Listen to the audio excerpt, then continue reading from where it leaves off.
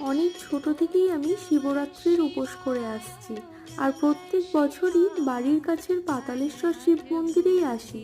এখানে আসতে আমার ভীষণ ভালো লাগে।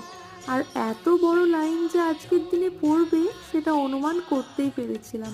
প্রত্যেক বছরই এমনটাই হয়। এত সুন্দরভাবে জায়গাটাকে সাজায়, আর এত দূর থেকে মানুষজন এখানে আসে, ভিড় তো হওয়ারই কথা। যাই হোক, ভিড়কে জয় করে কোনো রকমে ঠেলে ঠুলে মহাদেবের দর্শন পেয়েছি, আর কোনো রকমে পুজোও দিতে পেরেছি। মন্দিরের বাইরের ডেকোরেশন তো অসাধারণ ছিলই, আর ভিতরের ডেকোরেশন রজনীগন্ধা দিয়ে এত সুন্দর করেছে, চারিদিকটা একদম রজনীগন্ধার গন্ধে ভরে উঠেছিল। যাই হোক, এখান থেকে বেরিয়ে এখন সোজা চলে গেছিলাম ব্যাসপুরের মন্দিরে। এটাও বহরমপুরের খুব পুরনো এবং জাগ্রত একটা মন্দির।